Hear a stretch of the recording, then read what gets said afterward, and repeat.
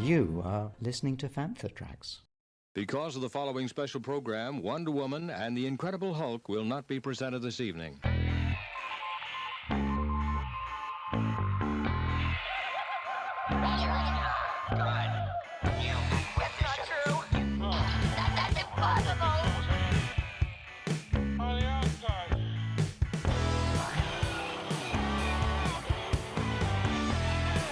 It's time to get all your Star Wars news in a single file. This is Making Tracks. Here are your hosts, Mark Newbold and Mark Mulcaster. That's not true. That's impossible. Hey, this is episode 36 of Making Tracks, brought to you by the team at Fantha Tracks. And with me today is, well, he's a head Fantha, he's the Grand Poobah of the Fanthas. I don't really know what you want to call him, but his name is Mr. Mark Newbold. Mark, how are you? I feel better now that I'm known as the Grand Poobah. How's your week in Star Wars been, my friend? I mean, we say this every week, don't we? Star Wars is so busy all the time now. As we speak, we've got May the 4th just ahead of us. When you hear this, it'll be literally just behind us. We're already in the thick of it with, we've had the Hasbro Fan First Friday reveals on this past Friday. Obviously, there's some cool stuff there. We'll put the links to the article on the site in the show links. We're about to head into May the 4th, so we've got Farthest From 22, which we're involved with, which we'll talk about in a bit, and Rebelthon, and all sorts of stuff coming up. So yeah, busy, and sleep is an annoyance rather than a necessity at the moment because there's so much that needs doing. That sounds about right. Yeah, it's been a busy week, and I think, as you say, partly because we're coming up to May 4th, or as you say, it would have just passed us. There's always stuff. Stars.com releases news, and as you say, Hasbro had their first, Fan Pulse? Fan First Friday, and yes, Fan First Friday. Yeah, we launched the poll as well, so on the site for the rest of this week until next Friday, till the 8th, you can vote on a Black Series figure that's been released previously to be remade with the photoreal adaptation and then released in the archive line. So that'll be something that fans can get their teeth into. So you can vote. What is one vote a day? The list is on Fantha Tracks. If you go to the entry page, there's a link that lists all the Black Series figures so far, so you can pick from there. Be involved in the next archive release. So that's kind of cool, because that's not a recard. That is almost like a resculpt of at least the facial details, isn't it? Yeah, it's that. And they say, obviously, there's certain characters that you can't... I think they said when the Gamorrean Guard came out, they couldn't do photoreal on the Gamorrean Guard, for example, so that was a pure sculpt. A human actor, a facial character like that, or a droid, they can do the photoreal on it. That's my understanding of it anyway. Certain characters wouldn't quite work, but those ones would. So, and they're the ones we've tried to list. So, yeah, it's quite interesting. Cool. So hopefully, fingers crossed, it's a new Kitster. That would be wizard. I'm Neil deGrasse Tyson, and you are following Fantha Tracks. Friday just gone, we had the latest episode of The Clone Wars, episode 11 of season 7, which was Shattered, and I thought it was absolutely stonking. What about you? Stonking is a word that should be in our vocabulary much more regularly. I love that word. I'm doing the stonk right now. Blew me away. Again, I mean, this season's been so good anyway, from Bad Batch through to the Ahsoka arc with the Martez sisters, and now on to this. When we came to it, Old Friends Not Forgotten was brilliant, and then Phantom Apprentice was even better, and now you've got Shattered, which is, again, even better. You know, because we're in the midst of Revenge of the Sith, and right in the mix of it, this episode more than the previous two, because we are right in the thick of that time era, that, you know, we are all of these episodes within Revenge of the Sith. You know, you hear certain conversations, or you even walk into the end of a conversation you see on screen in Sith, and then the conversation carries on with Ahsoka, and just all these little nods to it, musical nods, you know, when Order 66 kicks off. As fans, we know exactly what's happening. You know, we're seeing Plo Koon on Katan Amoidia crash his ship. We're seeing Adi Gallia go down on the speeder. We're seeing Ayla Secura get shot down on Felucia, isn't it? You know, so you're seeing all these characters get killed in the film when you're familiar with it. And then, of course, we're seeing this stuff in Shattered happening at the same time, and Ahsoka sort of realising she doesn't quite know what's going on. Maul doesn't know quite what's going on, but he knows that this is Palpatine's big play. He gets it, doesn't he? He does. Brilliant. Just brilliant. That's it. I mean, I think the pacing of this arc has been really, really well paced. we're just coming off of the back of, well, the main battle in the Siege of Mandalore. The Republic's beaten the Mandalorians and they've captured Maul. And so you've kind of got that lull. And there's like a build-up of tension without it being really stated obviously. It's almost like, I think as Gandalf put it, it's the deep breath before the plunge. Yeah. You kind of get that kind of feeling about this episode. It was really cool when Rex and Ahsoka go into the command area and see Mace Windu and Master Yoda talking, using dialogue from Revenge of the Sith. It's a really curious kind of back and forth between Ahsoka and Mace Windu with that whole, I'm not a Jedi, I'm just a civilian. And then obviously he throws it back at her and says, this is a Jedi matter, not for civilians and that. So I love that scene. I love that scene. It really shows, the animosity from Ahsoka's side as well as the Jedi side about the fact that she had left the Order, which I thought was great. And then, of course, a couple of minutes later in the show, we hear, as she's looking out at the mottled blue of hyperspace from the bridge, we hear snippets from Revenge of the Sith. We hear, Anakin and Mace and Palpatine about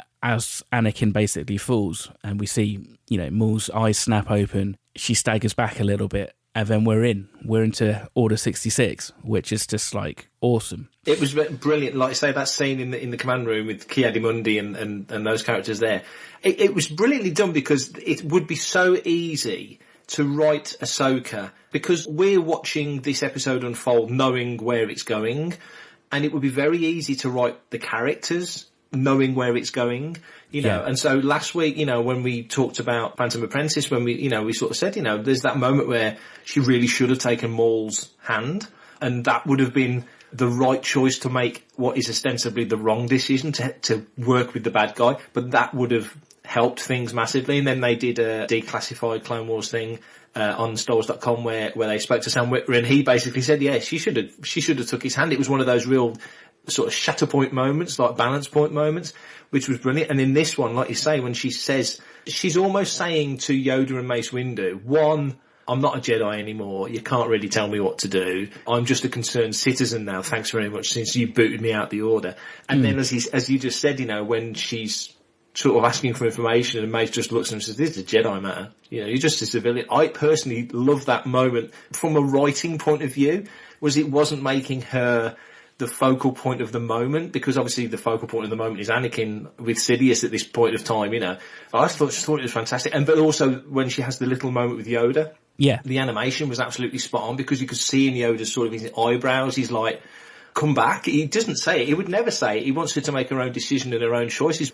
The whole reason they put Anakin and Ahsoka together, the way I read it, was it wasn't for Ahsoka's development. They didn't put them together to help Ahsoka particularly. No. They put Ahsoka with Anakin to give Anakin something else to focus on, because they knew things weren't right with Anakin. So Ahsoka was almost a distraction for Anakin, something to focus on, because he's the key player in the whole of this scenario, from the good side and the bad. So to give Ahsoka to Anakin for him to focus and sort of grow up a little bit was brilliant from a writing point of view. The fact that us as viewers have got Ahsoka out the back end of that decision and developed the way it has and worked its way into the storyline the way it has is brilliant, and it's completely and utterly coming to fruition in this episode, and obviously we've got one more to go. We do have one more episode to go. By the time most people will have listened to this, they would have watched it, and hopefully, we'll be left totally satisfied and slightly emotional by the end of the Clone Wars. If they do a follow-on series, which I dearly hope they do, call it The Dark Times, call it The Purge, I don't know, whatever. I've got an idea what we could call it. I think, based on the back and forth between Ahsoka and Darth Maul, you should call it something like Snips and Horns, and it should just be a buddy series. Because I reckon Snips and Horns. I don't know, something like that. I like it. I think it's quite cool, but I just really quite liked their kind of like back and forth a little bit, and how she was just like F things up a little bit on the ship. Have you played Jedi Fallen Order? No, I haven't. So, because you see kind of Order 66 from Cal Kestis's perspective, and that again was on like a Republic cruiser. So when they were hunting down Ahsoka, it reminded me of that, which I thought was quite cool. It kind of tied it all together. I think actually, on an interesting note, thinking back to the first episode of this arc, Old Friends Not Forgotten, when Ahsoka's walking through the cruiser and all the clones are saluting her and she's saying, I'm not a Jedi, it's so important that actually Anakin makes that statement that she is. Because obviously, if they kind of don't see her as a Jedi, then they're probably not going to attack her. So it's kind of like that little bit of foreshadowing that you get from... Yeah. And of course, he didn't know about Order 66, no. but all the wheels within wheels of the Force, that's a good point. I'd never picked up on that. But yeah, that's a really good point, yeah, because they wouldn't have even thought it. And like you say, the scene where Rex is kind of fighting himself, you know, he just says, find fives, you know, he can just about bring himself to hold off that long. It was a sweet scene. And like you say, the scenes in the cruise, I haven't played Fallen Order, I really should, I need to get it and give it a crack. Yeah, the whole scene's in the cruise, especially the one scene when she's on the table deflecting about 6 of them shooting at her. Yeah. And somebody online made a really good point when they said she's not killing them. Like Yoda and Ben on Coruscant, obviously they're literally in the absolute thick of it at this point, so they can't really do much else other than do what they have to do sort of thing. But Ahsoka's deflecting and blocking, and, you know, that was an interesting observation. And also Maul being the former apprentice of Darth Sidious, and Ahsoka now essentially being the former Padawan, essentially apprentice of Anakin. There's a definite parallel there. So yeah, I think obviously things happen years later in Rebels, sort of 12, 13 years later we know, and then obviously all the things that play out at the end of that sequence with Obi-Wan and Darth Maul. Yeah, I think there could be some play in that, you know. Yeah, horns and snips. Horns and snips. We'll pitch out the next time Lucasfilm have a big pitching session. We'll write a treatment and see what happens. Hey man, it's me, Kevin Smith, Star Wars fan, Fantha Tracks fan. As we have in the last few episodes, and thank you very much to everybody for sending them in. Please continue sending in your listeners' questions because we do love doing them. We've had a really good one from Darth Mark at Star Wars Toy Pod, and his question is, get ready for this one, is the UK the ginger stepchild of Star Wars? Mark Mulcaster, I'm asking you directly, is the UK the ginger stepchild of Star Wars? There's so many levels you can answer this one. I want to hear yours. I can't wait. Okay. I'm going to try and take this seriously, possibly. Well, is this mainly in relation to the fact we don't really get as many celebrations as the US and as many exclusives over here? I'm not putting words in your mouth, man. You answer it as you feel. Yeah, I'm just trying to keep this relatively PC. I think you know, fans of certain years who have been around could probably agree certainly with that sentiment a little bit. So I had a conversation with an ex-Lucasfilm employee when we were planning Star Wars Celebration Europe 2. I think everybody was a little bit curious back then, from people I spoke to, as to why they picked Essen for the location. And basically the reason what I was told was that they picked Germany because it had like the second highest revenue for Star Wars merchandise. UK being the first, but they wanted to go to mainland Europe, and they figured, well, the Germans, they've got a bigger fan base, so that makes more sense. What my point is that I suppose globally, the US has more of a fan base. It's now owned by Disney, which is a very American-centric company, although we do have offices in London, which looks after the whole of Europe and the Middle East.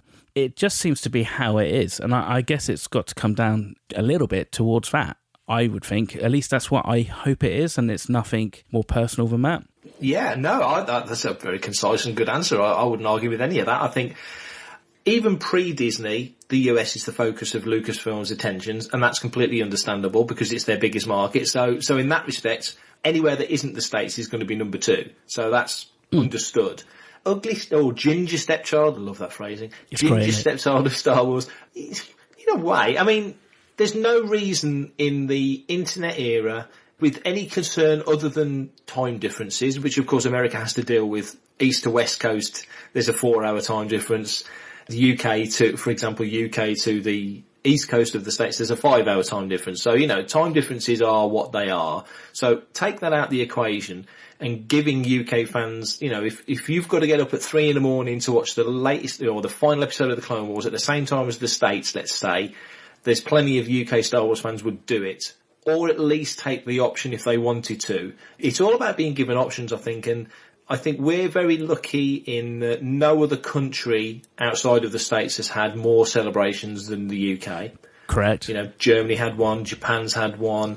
All the others have been in the States apart from the 2 at the XL, so we're lucky. And I would anticipate more because they do well. I know Lucasfilm and by assumption, Disney have enjoyed coming over here and doing it. You make a great point about the Hammersmith office of Disney covering Europe and the UK and Middle East, so that's fine. And of course, they've got their own teams out in the Far East because you've got Shanghai and Hong Kong and Disney operations over there. It's not as bad as it was. I mean, you mentioned people of a certain age. Thank you.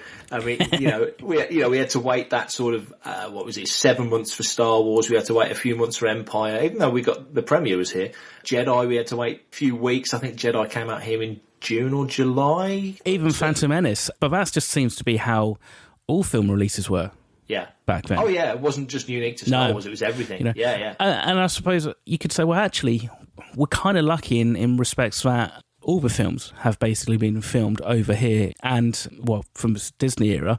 Before that, the original trilogy was filmed in Elstree, episode 1 as well, and then it went to Australia. Leaves wasn't episode 1. Yeah, and they always did their pickups, I think, from what I recall. Yeah, it was Ealing. They did some stuff at Ealing. I remember the Sith, they shot stuff at Ealing. And actually it's quite interesting because looking at the rundown for events like Rebel Fon and even Farthest From, a lot of these actors and people who are appearing are English. So actually we're really lucky that we have, barring the top tier, so Harrison Ford and Mark Hamill, that we have a much bigger or greater possibility of access to the cast and the crew from these films. Yes. Even like the smallest of conventions, it doesn't necessarily have to be a Star Wars celebration to actually go and actually meet some of these actors and performers, which is amazing. That's a brilliant point, and I think that's where the parity levels up a little bit. And I'll give a shout out to my old home at Jedi News when me and James did Radio 1138. I don't know of a podcast, and running into Making Tracks now, I don't know of a podcast that had as many guests on it as we did, because we could go to the NEC and do a memorabilia, we could go to Collectomania, we could go to smaller shows around the UK, we go to Star Wars Fan Fun Day, we go to Farthest From. Fan Fun Day, we could speak to 12 or 13 on-screen actors from all 3 trilogies and get content from all of them, and put them out on the shows, and that's bled over into Fantha Tracks and Making Tracks and other elements of the site. I know that there's podcasts in the States would kill for that, the access that we get. So going back to Darth Mark's question, are we the ginger stepchild of Star Wars? Yes and no. I think it's timing. That's my gut feeling, is the answer is really about timing, in that, if the States get something, like they got The Mandalorian before we did, but that was Disney Plus. You can't blame Star Wars for that. That was Disney Plus. That wasn't Star Wars. That wasn't Lucasfilm. That was above their pay grade, if you like. It was a bigger decision. And now we're level, like we're going to talk about it in a minute, episode 8 of The Mandalorian. We're now level with them. When season 2 comes, we'll all see it together. The Clone Wars, we're all seeing the final episode together. So they've leveled up as much as they can. We all see StarWars.com, so we get all of that at the same time. And YouTube. And YouTube, yeah, that's right. So I think for the most part, I think 10 years ago you could have made a pretty strong argument for that being the case. But I think now, as we speak now, on the cusp of May the 4th, I think we really are pretty much as near as they're ever going to get it, really, on a level. You have to take the time difference into consideration. So, when some trailers drop and it's 3 a.m. over here, but then I think they did this from a global perspective. They would use Good Morning America, which would be 6 p.m. over here when they would drop a teaser trailer or something like that. It is difficult, especially with Disney Plus, and if they're going to basically drop episodes on the same date, then what's really the difference? Because if it means the US gets it a few hours early and we're still asleep, well, we're still asleep. As much as it's sometimes fun to get up at 3 a.m. in the morning to go and watch a trailer, I don't know if I could do it week in, week out for like a whole series of like The Mandalorian or a whole series of The Clone Wars. But I suppose if the option is there, if it's available on Disney Plus UK, and pretty soon, when everywhere in the world has got it, you won't think of it as being Disney Plus UK. Everybody will have the same stuff. So exactly. But if it's there, if you wake up at 3 in the morning and you think, I can't get it till 6 in the morning, or if you wake up at 3 in the morning and go, oh, well, it's there, shall I watch it? Nah, I'll get a 3 hours skip and watch it in the morning. It's not going to matter. Then you're not the ugly stepchild or the ginger stepchild or whatever you want to call it. Anymore. Because you've got the choice, and I think it's about choice, isn't it? Yeah, exactly. I think everybody we both felt it, although we had different means of getting it. When The Mandalorian was released and we couldn't get access to it, or Disney Plus. Yeah. And I know there's meant to be some reasons around for Star Wars films and rights in the UK and stuff, which we won't get into because I'll get fired. But but also you've got to remember that they were launching what was going to be a global streaming service, and that's not a small undertaking. And so to basically start with their largest territory, which is the US, they kind of had to make sure it was going to be robust enough, and that actually the creases were ironed out a little bit before they kind of shipped over here and to the rest of the world, because there's no point releasing something globally with a lot of fanfare for it to fall down on its arse. Well said. Thanks for sending in the question, Darth Mark. Any other questions, or if you don't think we've answered it correctly, if you've got other points of view on this particular subject, send them in. Please send them in. news@fanthatracks.com, or contact us on the social media feeds. Get your questions in. We'll talk about pretty much anything. Pretty much. Hot dang! This is Darth Elvis from Darth Elvis and Imperials. I'm proud to be a part of the Panther Tracks family, and let me tell you, make sure you subscribe to the YouTube channel, follow us on Facebook and on Twitter, Instagram, and check out the website, panthertracks.com, baby.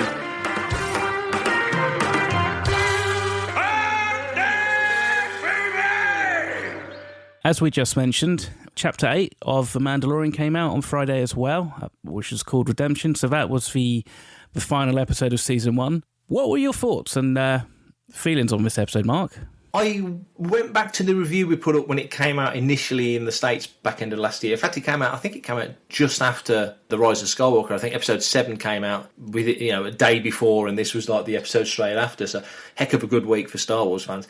Deeply satisfying was one of the phrases I think I used in my review. It was really something else. I mean, to see Moff Gideon do his thing and the whole aerial battle he has with Mando, to see Mando with his helmet off, just so many little touches, and there was loads of little nods, nice nods to old school Star Wars, which is very much a thing from The Mandalorian. When you see a tripod laser cannon, like we used to get the little setup with the Peloton figures and such. Just little touches like that, and heavy repeating blaster, and just the Western Games type phrases. They're just peppering it into the show, and for newer fans it means nothing. It's fine. You Google it if you want to, but for older fans who've been playing the games and playing with the toys and stuff like that, little nods like that are just like, just pucker, really nice. So there was loads of cool things. IG-11's sacrifice was brilliantly done. A little bit Volcano, a little bit Terminator 2, really nicely done.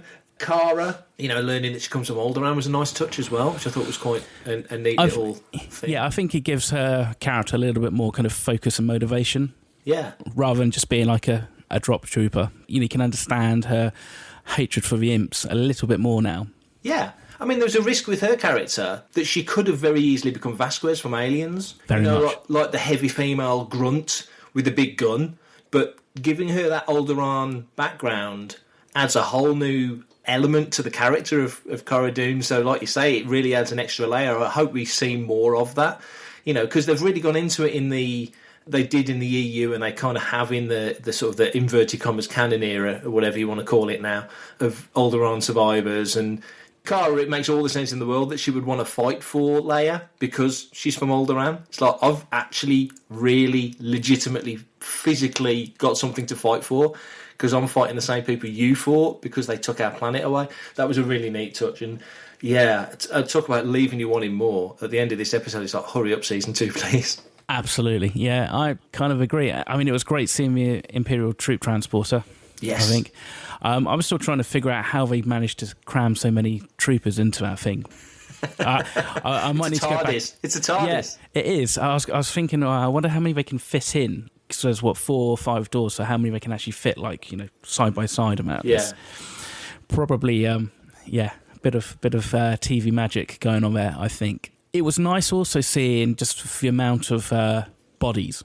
And I'm not talking about the body count, but I'm just talking about the number of troopers, death troopers and people there. Because with the exception of Chapter 4, each episode has been pretty sparsely populated. Yeah. And that, to an extent, kind of does play into that real Western kind of vibe. But I kind of started to think that at points it was a little bit too underpopulated, maybe. I don't know. That's a really good point. It's like you say, that we're on the rim here. We're on the outer rim in these sort of. That's how it feels, anyway. That's where we are. Yeah. Yeah. So, It's sort of the dusty parts of town, isn't it? So that's a good point. I think they just, and this isn't a criticism, this is just just more of an observation. Yeah. For running the risk, potentially, if every planet's like that, of it basically being like, like the next gen, Star Trek Next Generation, season 1 and 2, where it's just planet of the week and, there's only kind of like 4 or 5 people on there at any one time that you see. Whilst the vistas and the cinematography suggests that, these are massive expanses, I kind of think that, there just needs to be a little bit more population going around. And it's definitely a choice, isn't it? Because with ILM doing their work, if they wanted to put 1,000 stormtroopers in, they could. Totally. Or, with stagecraft technology, they could put characters in the background if they wanted. So it's definitely a choice. It's a conscious choice. The visual effects isn't any inhibition now to show as many as they want. So it's definitely a choice. Yeah. But I think also, maybe next episode we'll start talking a bit about what we want to see from season 2. I really want to see Mando in other locations. We've seen him in these gritty, grimy places. I'd love to see Mando on Coruscant in this era. You want to see him on I'd like to see him on, we saw him on Tatooine, which was phenomenally nostalgic, and I loved that episode. But I'd like to see him go to some planets that was like, he's on Corellia. Maybe go to somewhere from Solo and and that's going right into the interior now. Corellia's, pretty far in. So you start to see more populated worlds as his mission changes and things that he's doing. Because obviously having Baby Yoda's it is changing his inverted commas mission, isn't it? His reason for doing what he does. But this episode, from the opening, all the way through to the final scene with Gideon holding the Darksaber, which was a proper like, what the what moment. And also, going back slightly to Clone Wars, how Filoni right now is really tying in Clone Wars stories to Revenge of the Sith, but also Clone Wars stories to Rebels, which is a monster sort of way up in the timeline. You look at this and think, well, okay, how did the Darksaber get into the hands of Gideon? And it's like, now I'm confident that at some juncture we're going to see it, be live action or animated. We're going to figure out how that happened. That was one of the questions I had. I'm slightly surprised we haven't seen it in the season of Mandalore so far. Yeah. Whether or not it appears in the final episode, my guess is probably not. But I think if you were going to see it, be it just in passing, it would have been probably in the second or maybe the third episode. Star Wars has got this kind of this habit of, we see it in Attack of the Clones and you see it in Revenge of the Sith, and at the end of Jedi and Rise of Skywalker, of having these kind of little montages of like what's going on around the galaxy. Yeah. For all we know, Moff Gideon could at one stage basically be the Sector Moff for the Mandalorian sector. And that would almost be enough. That's just enough of a connection without actually somebody physically handing it to him. Yeah. From what I've heard from different members of the cast on different podcasts being interviewed, some of these episodes were tweaked and rewritten to an extent when they got the green light to have a season 7 on Disney+.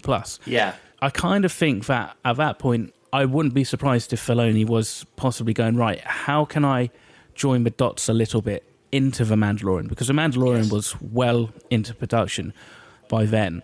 So, for instance, for all we know, we could see Baby Yoda end up in one of those refrigerators that Darth Maul was in.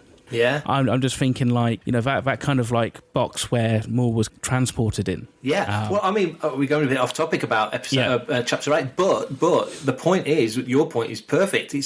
I wonder how much scope Dave Filoni has. I mean, he's worked on the Clone Wars, he's worked on Rebels, he's working on the Mandalorian, and goodness knows what else is coming up. And he feels like in terms of plot and in terms of foreshadowing and lacing things in and laying things down, he's the guy, isn't he? And Filoni may not completely know the end game for everything, because I don't think there is one for Star Wars. You're not aiming for a Battle of Hogwarts and that's it. It's an ongoing storyline. But he kind of knows where elements are going, and I just wonder, given that now, like I say, Rebels only finished a couple of years ago, and Clone Wars is finishing tomorrow as we speak, yesterday as you listen to this, and Mando's coming back in October, fingers crossed. I just wonder what his scope is and how much latitude he has to lay these things down. Yeah, exactly. I suppose it does kind of come down to, as you say, how much latitude or how much kind of like rope he's been given to do his stuff. But at the same time, I think Jon Favreau, he seemed very receptive first season to kind of take the kind of suggestions and the nods and stuff from Dave. Yeah. And hopefully we're going to find out more about that in the gallery series which is coming up. Yes, I've seen the first episode, which is focused on directors. I've not seen the second episode yet as we speak. I'm watching it later on today. But yeah, you're right. I mean, Favreau, without giving too much away, it's May the 4th as you listen to this now, or May the 5th, so the episode's out, so I know we're safe to talk about it. But they do the episode as a round table. So it's literally the 4 directors from season 1 and Favreau sitting around the table discussing how it all works and focusing on each of them and their careers and such, and quite a heavy focus on Filoni, obviously. But it does read that Favreau is, in Hollywood terms, okay, he's a Star Wars fan, he's clearly a Star Wars fan, but in Hollywood terms, he's a mover and a shaker, and he's a doer, and look at all the amazing stuff he's done and he's been directing longer than people remember, you know, he did... Exactly, yeah. The original Jumanji sequel, essentially, I forget what it was called now, Zathura, I think it was. I think he directed that, and that was kind of pitched it back in the day as a Jumanji sequel, sort of. That was the vibe of it. It was a different game, but it was like a sequel to Jumanji. He directed that and all the other things that he's done in the years since, obviously, Iron Man was the big kick-off. He's the playmaker, but he's wise enough and smart enough to know that Filoni is the real expert, not just in the lore of it. I mean, they all say, oh, if we had a question, we'd go and ask Dave, you know, and he knows enough about that, the minutiae and the nitty-gritty. But he kind of gets the vibe of it and the connections and the flow of it. And it just feels like Filoni's starting to, in the best sense, sort of step up in terms of looking down at the bigger picture of all the stories, instead of just being in the trenches getting this story done. He's now elevating to do that and look down at the bigger picture. That read to me, that's the relationship, which, you know, like I say, episode 1 of Disney Gallery was really, really interesting. We'll review coming to the site very soon. You're right, this episode really felt like it was opening the umbrella for an absolute stack of stuff to come. It was a good finish to the episode, wasn't it? It was a good finish, and I think it was a slightly natural and semi-obvious kind of finish in respects that, you know, the first episode, the Mando doesn't have his kind of signet, and by the end he does, and he's got a clan now too, and he's basically been charged to look after, you know, Baby Yoda. So where that then takes them, who knows? And we can speculate more on that in coming episodes. I'm Anthony Daniels, and you are listening to Fantha Tracks. Well done. This week on Fantha Tracks, we've got the review of the final episode of The Clone Wars. We shall also at some point have the review of the first episode of Disney Gallery, all the usual news and nonsense that we put on the site. But something very important is happening. Coming back after just over a year away is the return of Cannon Fodder, our literary podcast. So Brian Cameron will be leading myself and you and Matt Booker to go through this month's books and comics and literature stuff. I'm really looking forward to it. Me too.